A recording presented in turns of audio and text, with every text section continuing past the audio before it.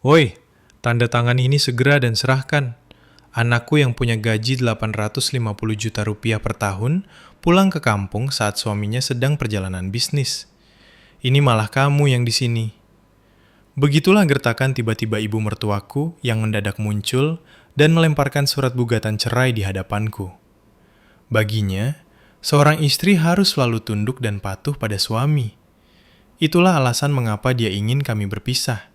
Tapi aku hanya tersenyum tenang dan menjawab, "Aduh, ibu yakin? Terima kasih banyak ya, saya senang sekali. Wah, ini benar-benar seperti hujan berkah. Jangan berlaga, jangan menyesal nanti dengan apa yang kamu katakan." Ucapnya dengan senyum kemenangan di wajahnya. Aku justru memperlebar senyumku. Mari kita lihat siapa yang akan menyesal pada akhirnya, ya kan? 1 bulan berlalu di sebuah ruangan di rumah orang tuaku, di mana sinar matahari menembus jendela. Aku baru saja menyelesaikan tenggat waktu penerjemahan manual perusahaan asing di laptopku. Sip, sebagian besar penghasilanku bulan ini sudah aman, pikirku. Aku menghela napas panjang dan menyandarkan punggung ke kursi, memutar leher untuk meredakan lelah. Sejak aku berhenti dari pekerjaanku di kantor wali kota, beginilah keseharianku. Menerima proyek dari berbagai klien. Meski tidak stabil, ada kebahagiaan tersendiri bekerja dengan ritme sendiri. Keheningan itu pecah oleh suara bel pintu yang ditekan berulang kali dengan keras. Bukan bunyi tingtong biasa, melainkan seperti seseorang yang sedang meluapkan amarah pada tombol itu. "Siapa ya itu? Masih pagi begini," kata ibuku dari ruang tamu. Tapi aku sudah punya firasat. Aku menutup laptop, menarik napas dalam untuk menenangkan diri. Sudah sebulan sejak hari itu, dan aku tahu saat ini akan tiba. Saat pintu dibuka, suara serak ibu mertuaku menggema ke seluruh rumah. "Mana dia? Mana perempuan itu? Keluar kamu sekarang juga. Kita selesaikan semuanya sekarang." Saat aku keluar kamar, aku melihat ibu mertuaku memaksa masuk tanpa melepas sepatu. Sementara ibuku yang bertubuh lebih kecil berusaha menghalanginya. Mereka seperti sedang tarik tambang di pintu. "Jangan ikut campur. Aku harus bicara dengan indah.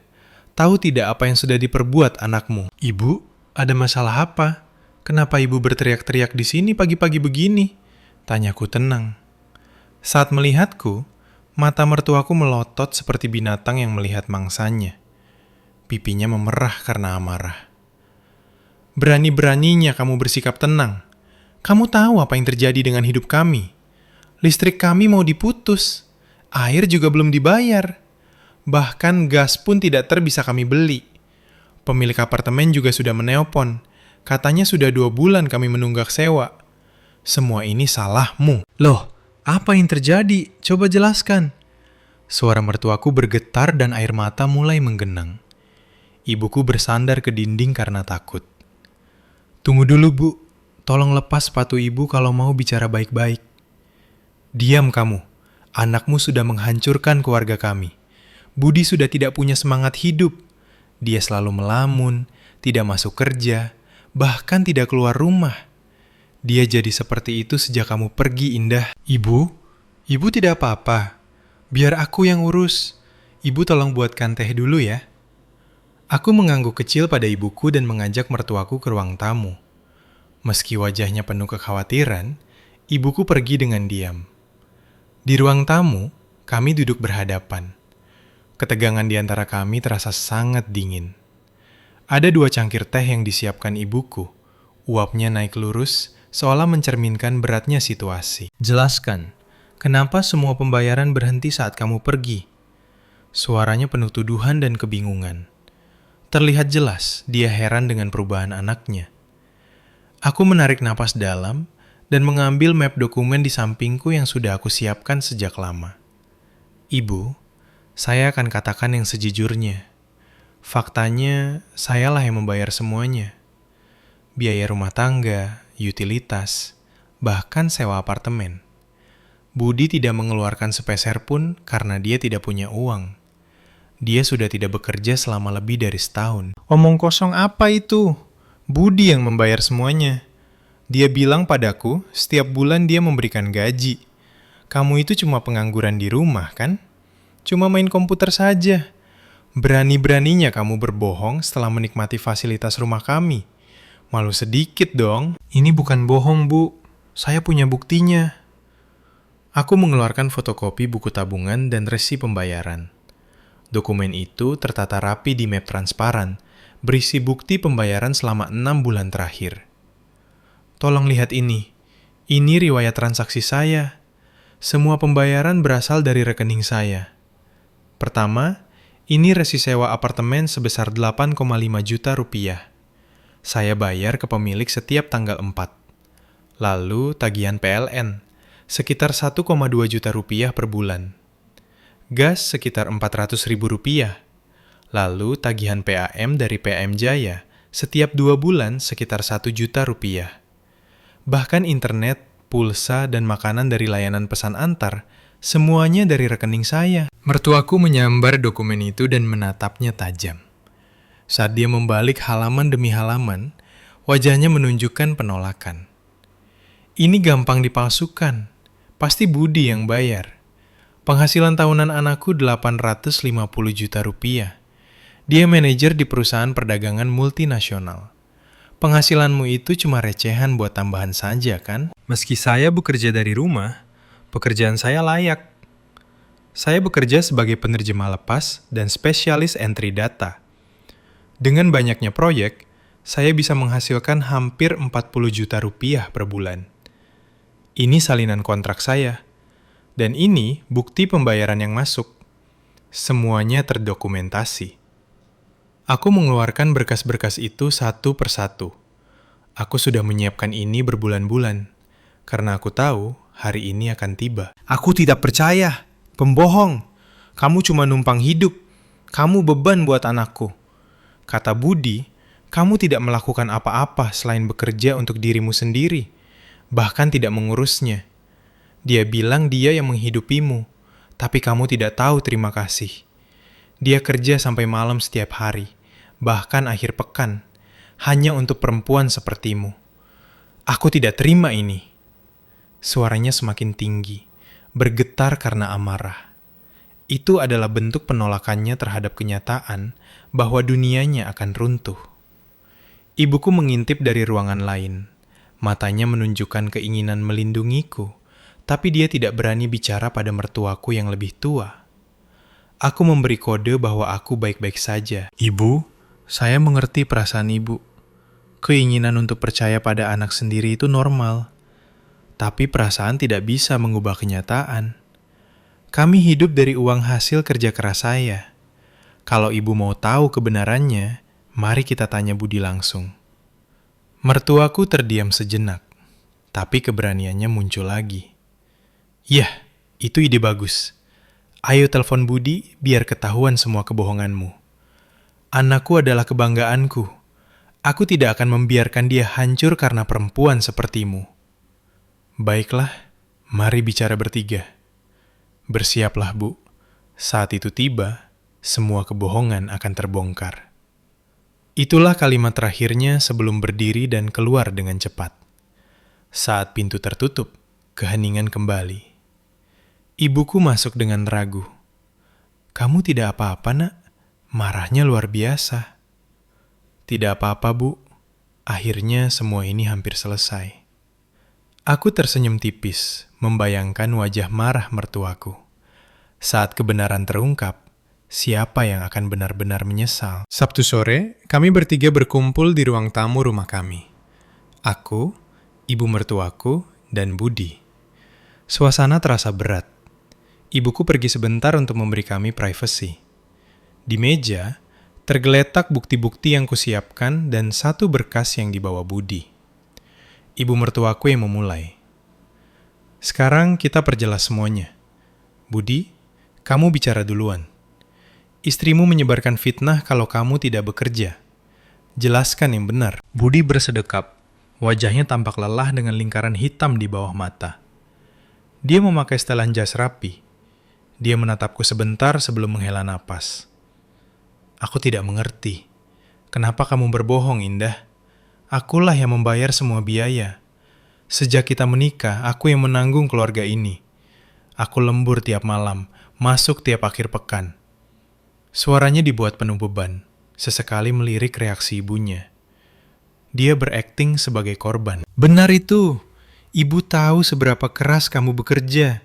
Ibu lihat kamu pakai jas tiap hari, berangkat jam 7 pagi, pulang jam 9 atau 10 malam. Bahkan akhir pekan kamu rapat. Kamu yang salah, Indah. Kamu jahat sekali membuat anakku kelihatan buruk. Sambil didukung ibunya, Budi mengeluarkan berkas tebal bertuliskan Pengeluaran Rumah Tangga 2024. Ini resi pengeluaran, riwayat kartu kredit, penarikan bank, semua ada di sini. Semuanya dibayar dari rekeningku. Mau lihat lagi, Indah? Atau masih mau bohong? Ia menunjukkan bukti-bukti palsu itu. Lihat, listrik 1,5 juta rupiah, gas 500 ribu rupiah, air 800 ribu rupiah, komunikasi 3 juta rupiah, sewa 8,5 juta rupiah, makan 6 juta rupiah. Semua atas namaku. Aku yang mengurus semuanya ke PLN, perusahaan gas, dan agen properti. Kamu cuma numpang nama di situ. Mertuaku manggut-manggut puas. Tuh, lihat Indah, ada buktinya. Kamu memang jahat. Pantas saja pembayaran berhenti karena kamu marah aku sebut pengangguran. Jadi kamu mau balas dendam. Indah, aku tidak menyalahkanmu. Aku cuma bicara jujur, kata Budi. Biaya bulanan, rumah bersih, isi kulkas, perabotan, mungkin kamu pikir itu normal saja. Tapi apa kamu pikirkan pengorbananku? Aku menolak ajakan minum-minum teman kantor, mengurangi nongkrong, semua demi keluarga. Bahkan apartemen kecil itu, aku yang buat nyaman. Perbaikan AC, masalah jendela, kedap suara, aku yang urus. Budi bicara dengan detail untuk meyakinkan ibunya yang mulai berkaca-kaca. Setelah Budi selesai, aku mengeluarkan dokumen baru. Kalau begitu, tolong lihat ini juga. Saya punya beberapa bukti. Pertama, aku menunjukkan katalog sampel dari percetakan yang sangat mirip dengan kartu nama Budi. Ini kartu nama yang dipakai Budi sebagai manajer kan? Tapi kertas, font, dan warna logo ini persis dengan katalog sampel percetakan biasa di Jakarta Selatan. Ini bukan resmi dari perusahaan, tapi buatan sendiri. Lihat nomor pesanannya.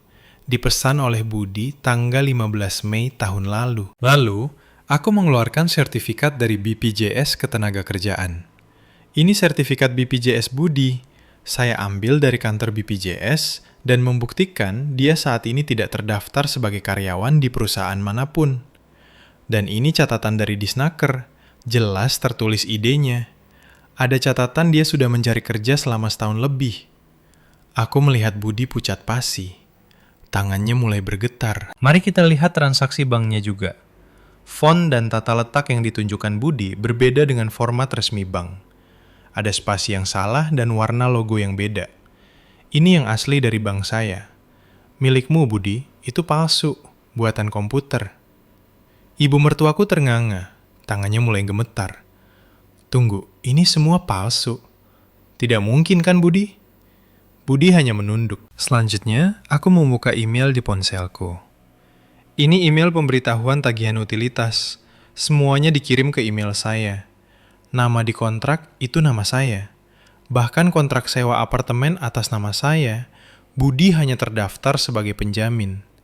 Dan ini bukti penghasilan saya. Meski dari rumah, saya punya kontrak formal dengan berbagai perusahaan dan membayar pajak penghasilan. Tahun lalu, penghasilan tahunan saya 650 juta rupiah. Cukup untuk menghidupi kami berdua. Budi menatapku dengan wajah kaget. Dia tidak menyangka aku akan menyelidiki sedalam ini. Kebohongan Budi rapi, tapi pekerjaanku sebagai penerjemah membuatku sensitif terhadap detail dokumen, perbedaan font, dan kesalahan kecil di tata letak. Aku terbiasa mencari perbedaan makna antara bahasa Inggris dan bahasa Indonesia. Jadi melihat perbedaan antara yang palsu dan asli sudah menjadi instingku, terutama dokumen hukum. Saat aku merasa ada yang salah, aku mulai menyelidiki. Awalnya hanya firasat, tapi lama-lama terkonfirmasi. Aku menemukan file pembuatan dokumen palsu di riwayat komputernya. Aku pernah mendengarnya mengerjakan itu diam-diam di malam hari. Penutupan browser yang mendadak. Sedikit demi sedikit, gambaran besar kebohongannya terbentuk. Meski bukti sudah jelas, mertuaku seolah tidak mau mengerti. Tapi Budi setiap hari berangkat kerja, pakai jas, bawa tas. Ibu melihatnya sendiri. Ibu pernah terpikir apa yang dia lakukan setelah berangkat. Dia bisa menghabiskan waktu di perpustakaan atau kedai kopi. Memakai jas dan keluar rumah bukan berarti bekerja. Pakaian adalah topeng. Dengan tetap berpura-pura berangkat, dia menjaga ilusi bahwa dia masih seorang profesional. Keheningan berat menyelimuti ruangan. Saat menatap wajah mertuaku yang bingung, aku mengeluarkan satu lagi dokumen tebal berlabel perjanjian pinjaman. Tolong lihat ini, kontrak dari 4 perusahaan pinjaman online. Total utangnya 37 juta rupiah. Aku menemukan kontrak-kontrak ini di surat-surat untuk Budi yang dia simpan di laci meja. Aku juga melihat notifikasi di ponselnya dan telepon dari penagih saat dia tidak ada. Bahkan ada surat penolakan pinjaman atas namaku. Dia mencoba meminjam uang menggunakan namaku tanpa sepengetahuanku. Mertuaku mengambil berkas itu dengan tangan gemetar. Apa ini? Pinjaman online? Kamu berhutang? Budi, kamu bercanda kan? Kenapa kamu meminjam uang seperti ini?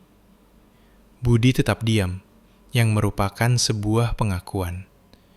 Ibunya berteriak, Budi, kenapa? Kenapa butuh uang sebanyak ini? Jawab! Bukannya kerjamu bagus? Bukannya kamu manajer dengan gaji 850 juta rupiah? Benar semua. Aku sudah tidak di perusahaan itu. Sudah 1,5 tahun lebih. Aku mengambil paket pengunduran diri sukarela. Aku tidak bisa kembali lagi ke sana. Bohong. Bukannya kamu di perusahaan perdagangan besar? Katanya kamu hebat di penjualan dan mau jadi kepala cabang. Aku mendaftar paket pengunduran diri karena pengurangan karyawan. Aku bilang mau ganti karir. Tapi sebenarnya performaku turun, dan aku tidak bisa bertahan. Setelah itu aku cari kerja. Tapi di usia akhir 30-an dengan pengalaman satu perusahaan saja, aku selalu gagal di seleksi awal. Ternyata perusahaan besar pun tidak melihat kami setinggi itu di ekonomi sulit sekarang. Aku coba agen kontrak pendek, tapi mental aku tidak kuat. Aku tidak tahan punya atasan yang lebih muda dari aku. Budi mulai bicara jujur, seolah meluapkan semua beban yang dipendamnya. Kenapa tidak bilang? Kenapa tidak minta tolong ibu? Bagaimana aku bisa bilang aku di PHK? Aku tahu seberapa tinggi ekspektasi ibu padaku sejak kecil. Ibu selalu bilang, Budi beda, Budi pasti bisa. Ibu membanggakanku ke tetangga dan saudara kalau aku manajer perusahaan besar. Bagaimana aku bisa bilang aku dipecat? Ibu mertuaku terduduk lemas. Air mata mulai mengalir. Aku putus asa cari kerja. Waktu berlalu saja. Awalnya aku pakai tabungan. Tapi tabunganku sebelum menikah cuma sedikit. Aku mulai pakai kartu kredit sampai hutangnya menumpuk. Terakhir aku pinjam ke pinjol sampai hampir 250 juta rupiah secara total. Karena tidak ada penghasilan, aku cuma bayar batas minimum. Sementara itu, aku bohong pada Indah kalau aku naik jabatan.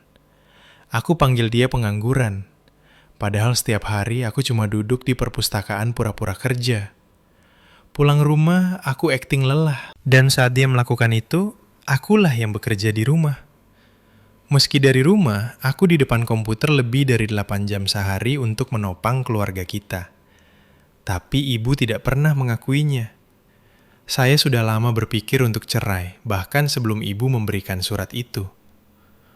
Pantas saja kamu bilang terima kasih saat aku berikan surat itu. Gumam mertuaku. Kebohongan Budi dan usahanya menghancurkan saya, tidak bisa saya maafkan. Tapi menurut saya, ibu juga punya tanggung jawab. Memberikan surat cerai itu adalah bentuk campur tangan yang berlebihan. Budi merasa tertekan harus memenuhi ekspektasi ibu. Dia takut kalau dia gagal, ibu tidak akan mengakuinya sebagai anak lagi. Ketakutan itulah yang mendorongnya ke situasi ini. Mertuaku terdiam dengan kemarahan di matanya, tapi tak bisa menjawab. Tangannya mengepal di atas meja. Budi punya tanggung jawab atas kesalahannya. Berbohong, berhutang, dan mencatut namaku. Tapi tekanan psikologis dari ibu yang menuntutnya jadi anak sempurna juga menjadi pemicunya.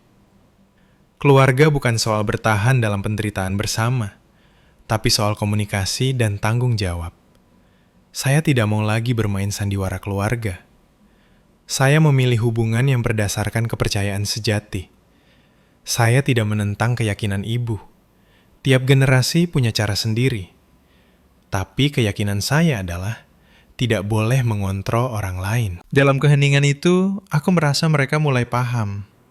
Ini menjadi dialog, bukan lagi pertengkaran. Aku merasakan kedamaian. Di dunia di mana satu huruf salah bisa mengubah makna, aku paham beratnya kebohongan Budi. Hubungan yang dibangun di atas kebohongan pasti akan runtuh. Aku teringat hari-hari kami. Mungkin itu semua cuma istana pasir. Hubungan asli dimulai dari menerima kelemahan masing-masing, dan Budi tidak sanggup melakukannya. Kami hanya berpura-pura menjadi pasangan sempurna. Aku berdiri perlahan. Aku sudah mengatakan semuanya. Mulai sekarang, aku akan berjalan di jalanku sendiri. Aku akan lanjut bekerja sebagai penerjemah. Aku ingin menjadi jembatan antara Indonesia dan negara lain. Semoga kalian juga, Budi dan Ibu, bisa melanjutkan hidup dengan kejujuran, bukan kebohongan. Mereka hanya mengangguk kecil. Saat aku memakai sepatu di pintu, Budi mendekat dengan mata merah. Aku tahu masa lalu tidak bisa kembali. Tapi mulai sekarang, aku akan hidup jujur. Aku akan hadapi realitas seberat apapun. Aku belajar dari kekuatanmu, Indah. Aku selalu bergantung pada kebohongan karena aku lemah. Tapi itu sudah berakhir. Aku ingin berdiri di kaki sendiri. Terima kasih dan maaf. Aku tidak menoleh. Budi, terima kasih. Aku terima ucapanmu. Mari kita berpisah jalan. Hiduplah tanpa kebohongan. Itu akan jadi keselamatan terbesar bagiku. Setelah itu aku pergi. Angin membelai pipiku. Bunga Kamboja yang gugur seolah menandakan awal musim baru. Jalan di depanku panjang. Tapi aku akan melangkah dengan kaki sendiri. Tiba-tiba, suatu hari ibu mertuaku datang lagi dengan membawa barang-barangnya dan berkata, "Mulai sekarang aku akan tinggal di sini juga. Tentu saja kamu tidak punya hak menolak. Kalau tidak suka, ceraikan saja anakku." Dalam situasi normal, aku pasti marah. Tapi aku justru tersenyum lebar. Ibu yakin? Terima kasih. Kalau begitu, saya pergi sekarang juga. Mertuaku tertegun. Mulutnya menganga. Dia mungkin berharap aku menangis atau memohon. Ibu yang tidak punya hak menolak apa yang akan saya tunjukkan pada ibu. Saya sudah lama berencana menceraikan Aris, nama lain suamiku. Berkasnya sedang diproses. Ekspresi mertuaku membeku. Apa maksudmu? Apa Aris berbuat salah? Aris selingkuh, Bu. Apa? Mustahil. Anakku tidak mungkin begitu. Saya punya buktinya. Mau dengar ceritanya? Mertuaku terduduk lesu di sofa. Semua dimulai 2 bulan lalu, saat Aris ditugaskan keluar kota untuk proyek jangka panjang. Ayah saya, yang merupakan pemilik perusahaan tempat Aris bekerja, memberinya tanggung jawab besar. Tapi seminggu setelah dia pergi, dia mulai dingin. Jarang membalas pesan, tidak mau diangkat teleponnya. Saat aku tanya apakah ada perempuan lain, dia malah meledak marah dan menyalahkanku. Katanya aku mengekang dia. Padahal aku tidak pernah mengekangnya. Karena curiga, aku minta bantuan Pak Bambang, karyawan kepercayaan ayahku yang juga ada di lokasi proyek itu. Pak Bambang melaporkan bahwa Aris sering pergi dengan seorang karyawan perempuan dari perusahaan mitra. Mereka makan malam bersama dan masuk ke apartemen perempuan itu. Pak Bambang bahkan mengirimkan foto-fotonya. Aris merangkul perempuan muda itu, tertawa bahagia. Ekspresi yang tidak pernah dia tunjukkan padaku. Surat cerai yang Aris kirimkan lewat kurir untuk menakutiku justru menjadi senjataku.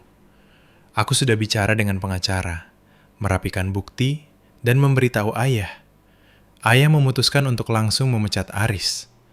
Sebagai menantu presiden direktur, skandal ini merusak reputasi perusahaan. Ayah lebih mementingkan integritas perusahaan daripada keluarga yang tidak jujur. Mertuaku menutup mulutnya, tak percaya. Aku berdiri dan mengambil koperku. Bu, terima kasih sudah datang dan menyuruh saya pergi. Dengan ini, saya bisa melangkah tanpa ragu. Aku keluar menuju apartemen milik ayahku di Jakarta Pusat. Esoknya, aku resmi menyerahkan surat cerai itu. Seminggu kemudian, Aris dan ibunya datang ke apartemen baruku. Aris tampak menyedihkan. Indah, maafkan aku. Aku memang selingkuh, tapi itu karena stres kerja dan tekanan dari ayahmu. Aku butuh kamu karena aku kehilangan pekerjaan. Ibunya juga ikut bicara. Aris sudah minta maaf, jangan keterlaluan. Semua laki-laki memang begitu. Kamu saja yang terlalu sensitif. Kamu istri yang tidak berguna kalau membiarkan anakku dipecat. Tolong diam, Bu. Ini rumah saya. Kalian tidak berhak mendikte hidup saya. Tiba-tiba polisi datang karena ada laporan keributan. Mereka dibawa ke kantor polisi untuk interogasi. Tak lama kemudian, ayah menelponku. Indah, ada laporan dari Departemen Akuntansi. Aris dan ibunya melakukan penggelapan dana perusahaan dengan nota palsu dan biaya perjalanan fiktif selama bertahun-tahun. Ternyata selain selingkuh, dia juga pencuri. Mereka ditangkap karena penggelapan uang. 6 bulan kemudian, aku bertemu Aris yang tampak kusam dan ibunya yang kini harus memakai tongkat karena stroke akibat stres. Mereka meminta tolong, tapi aku hanya menjawab, kita sudah tidak saling kenal. Masa lalu sudah selesai.